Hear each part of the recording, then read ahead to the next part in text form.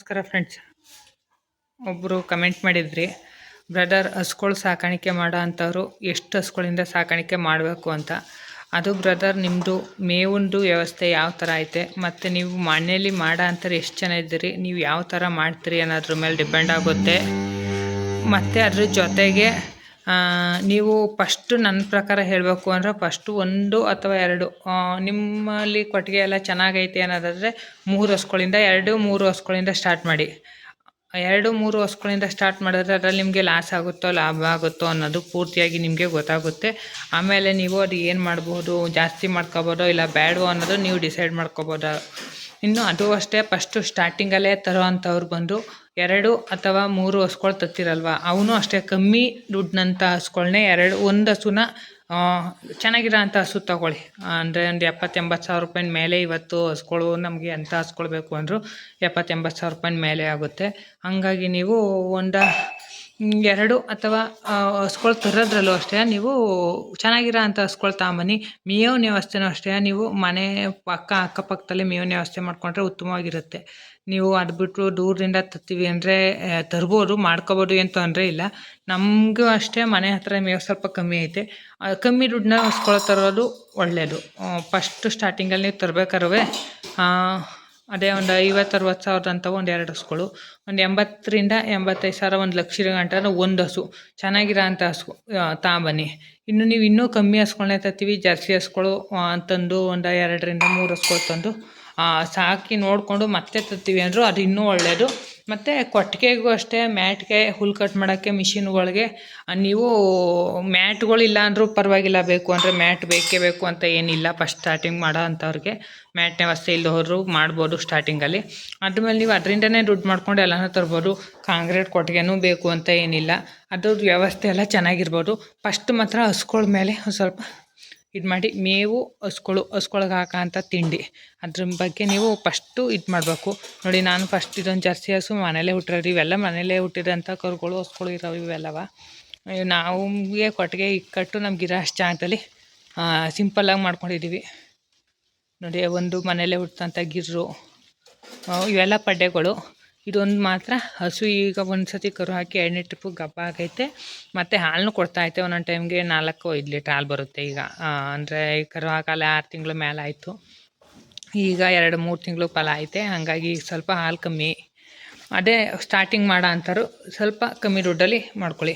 ನಾನು ತಂದಿದ್ದು ಸ್ಟಾರ್ಟಿಂಗಲ್ಲಿ ಇದೊಂದು ಹಸು, ಮತ್ತು ಇದಕ್ಕಿಂತ ಮುಂಚೆ ಒಂದು ಹಸು ಇತ್ತು ಗಂಗಾ ಅಂತ, ನಿಮಗೆಲ್ಲ ಗೊತ್ತಿರುತ್ತೆ. ಹಳೆ ಸಬ್ಸ್ಕ್ರೈಬರ್ಸ್ಗೆ, ಹೊಸ್ದಾಗಿ ಬಂದಿರೋರಿಗೆ ಗೊತ್ತಿರೋದಿಲ್ಲ. ಆ ಹಸುನು ಅಷ್ಟೇ ನಾನು 34 ಸಾವಿರ ಕೊಟ್ಟು ತಂದಿದ್ದೆ ಫಸ್ಟು ಸ್ಟಾರ್ಟಿಂಗಲ್ಲಿ ಹಸು ತರಬೇಕಾರೆ.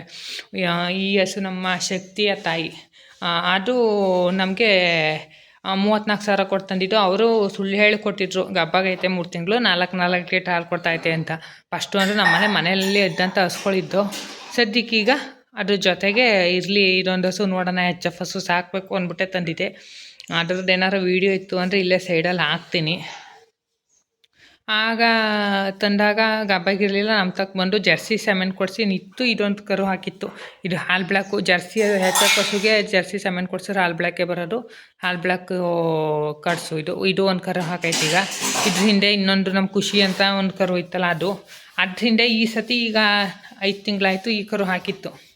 HF ಕರು ನಿಧಿ, ನಮ್ಮ ನಿಧಿಯ ಅದು ಉಳ್ಕೊಂಡಿತ್ತು.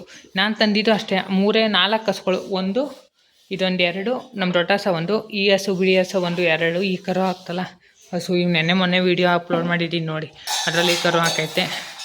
ಈ ಹಸು ಒಂದು ಮತ್ತು ಈ ಹಸು ಒಂದು. ಇದು ಅಷ್ಟೇ, ಈಗ 4 ಸತಿ ಕರು ಹಾಕ್ತು, 3 ಸತಿ ಹೊರಗರು ಹಾಕಿತ್ತು, ಈ ಸತಿ ಹೆಣ್ಗರು ಹಾಕೈತೆ. ಇದು ಮಾತ್ರ ನಮ್ಮನೆಗೆ ಬಂದು 3 ಹೆಣ್ಗರುಗಳನ್ನೇ ಕೊಡ್ತು. ಫಸ್ಟ್ ಅಲ್ಲೂ ಕೂಡ ಹೆಣ್ಗರುನೇ ಹಾಕಿತ್ತು, ನಂತರಕ್ಕಿಂತ ಮುಂಚೆ 4 ಕರು ಹಾಕ್ತು, 4 ಹೆಣ್ಗರುನೇ. ಅಂದರೆ ನಾನೇನು ಸೆಕ್ಸಿಡ್ ಸೆಮೆನು ಹೆಣ್ಗರು ಹಾಕೋಂಥ ಸೆಮೆನ್ ಬಳಸಿರಲಿಲ್ಲ, ಹಾಗೆ ಆದ್ರೂ ಅದು ಹೆಣ್ಗರುನೇ ಹಾಕಿರೋದು. ಅದೇ ಸ್ಟಾರ್ಟಿಂಗ್ ತರುವಂಥವ್ರು 2-3 ಹಸುಗಳು ತಗೊಂಬನ್ನಿ, ಅದರಿಂದನೇ ನಿಮಗೆ ಹಸುಗಳು ಇಂಪ್ರೂವ್ಮೆಂಟ್ ಆಗುತ್ತೆ. ಇಲ್ಲ ನೀವು ಒಂದೇ ಸತಿ ನಾವು ಜಾಸ್ತಿ ತರ್ತೀವಿ ಅಂತ ಹೋದರೆ ಲಾಸ್ ಮಾಡ್ಕೊಳ್ಳೋಂಥ ಸದಸ್ಯ ಹೆಚ್ಚಾಗಿರುತ್ತೆ. ಎಲ್ಲ ಅಷ್ಟೇ, ಲಾಸ್ ಮಾಡ್ಕೊಳ್ಳೋದೇ ಅಷ್ಟು. ಕರುಗಳ ಸಾಕಾಣಿಕೆಯಲ್ಲಿ ತುಂಬ ಚೆನ್ನಾಗಿ ಸಾಕಬೇಕು. ನೋಡಿ, ಅದು ಜರ್ಸಿ ಕರು, ಅದು ಅಷ್ಟಕ್ಕಷ್ಟೇ, ಅಷ್ಟೇನು ಚೆನ್ನಾಗಿ ಇಂಪ್ರೂವ್ಮೆಂಟ್ ಆಗಿಲ್ಲ ಕರು. ಅದಕ್ಕೂ ಅಲ್ಲಿ 5 ತಿಂಗಳ ಮೇಲೆ ಆಯಿತು. ಇನ್ನು ಇದು ಬಂದು 4-4.5 ತಿಂಗಳಾಯಿತು ನಮ್ಮದು ಈ ಕಪ್ಪು ಕರುಗೆ. ಇನ್ನು ಇದು ಬಂದು 2.5 ತಿಂಗಳು ಕರು. ಇದು ಬಂದು ಈಗ 4 ದಿವಸದ ಕರು. ಇದ್ರ ಹೆಸರು ಬಂದು ಛಾಯಾ, ಇದು ಮಾಯಾ. ನೋಡಿ, ನಾನು ಹಾಲು ಕುಡಿಸಿ ಅಭ್ಯಾಸ ಮಾಡಿದ್ದೀನಲ್ಲ, ಅದಕ್ಕೆ ನಾನು ಬತ್ತು ಅಂದರೆ ಹಾಲು ಕುಡಿಯೋಕ್ಕೆ ಕೊಡಕ್ಕೆ ಬಂದವನೆ ಅಂತ ಪರದಾಡ್ತವೆ ಕರುಗಳು. ಮಾಯಾ, ಛಾಯಾ, ನಿಧಿ ಮತ್ತು ಜಾನು. ಹಸ್ಗಳು ಅಷ್ಟೇ. ಇದು ಹಸ್ಗಳು ಎಲ್ಲ ಈಗ ಇದೊಂದು ಫಲ ಗ್ಯಾರಂಟಿ ಕನ್ಫರ್ಮ್ ಫಲ ಆಗೈತೆ. ನಮ್ಮ ಸರಸ್ವತಿ ಲಕ್ಷ್ಮಿ ಇಲ್ಲ, ಸೆಮೆನ್ ನಿಂತಿಲ್ಲ, ಪುನಃ ರಿಪೀಟ್ ಸೆಮೆನು ಬಂದೈತೆ.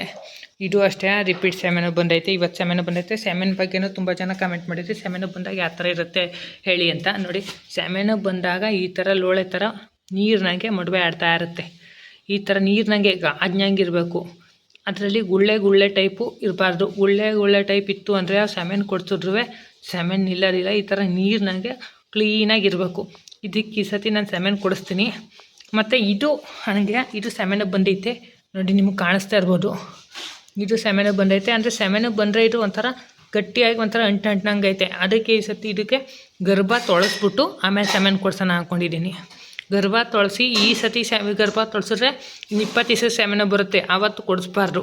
ಆಮೇಲೆ ಇವತ್ತಿಗೆ ಕರೆಕ್ಟಾಗಿ ತಿಂಗಳ ಮೇಲೆ 10 ದಿವಸಕ್ಕೆ ಬರುತ್ತೆ, ಆವತ್ತು ಸೆಮೆನು ಕೊಡಿಸಿದ್ರೆ ನಿಲ್ಲ ಚಾನ್ಸಸ್ಸು ಇರುತ್ತೆ. ಇನ್ನು 20 ದಿವಸ ಬಿಟ್ಟು ಸೆಮೆನು ಕೊಡಿಸಿದ್ರು ನಿಲ್ಲೋದಿಲ್ಲ. ಎಲ್ಲ ಕ್ಲೀನ್ ಆಗೋಕ್ಕೆ 20 ದಿನ 1 ತಿಂಗಳು ಟೈಮ್ ಬೇಕು. ಅದಕ್ಕೆ ಇವತ್ತು ನೋಡೋಣ, ಸೆಮೆನ್ ಕೊಡೋರನ್ನ ಬರೋಕ್ಕೆ ಹೇಳಿದ್ದೀನಿ. ನೋಡಬೇಕು ಏನಾಗುತ್ತೆ. ಏನು ಸೆಮೆನ್ ಕೊಡ್ಬೋದು ಅಂತಾರೋ ಇಲ್ಲ ಗರ್ಭ ತೊಳೆಯೋಣ ಅಂತಾರ ನೋಡಿ ಕೊಡಿಸ್ಬೇಕು. ಇದಕ್ಕೆ ಮಾತ್ರ ಸೆಮೆನ್ ಕೊಡಿಸ್ತೀನಿ. ನೋಡಿ ಫ್ರೆಂಡ್ಸ್, ಇದೇ ಥರ ಹೈನುಗಾರಿಕೆ ಬಗ್ಗೆ ಏನಾರು ನನಗೆ ಗೊತ್ತಿರೋ ಅಂಥವು ಏನಾರು ವಿಷಯಗಳಿದ್ದರೆ ಹೇಳ್ತಾ ಇರ್ತೀನಿ. ನನ್ನ ಚಾನಲ್ನ ಸಬ್ಸ್ಕ್ರೈಬ್ ಮಾಡ್ಕೊಳ್ಳಿ. ಹೊಸ್ದಾಗಿ ನೋಡ್ತಾ ಇರೋರಾದರೆ ಚಾನಲ್ ಸಬ್ಸ್ಕ್ರೈಬ್ ಮಾಡ್ಕೊಳ್ಳಿ. ಫ್ರೆಂಡ್ಸು ಫ್ಯಾಮಿಲಿ ಜೊತೆ ಶೇರ್ ಮಾಡಿ. Thank you friends.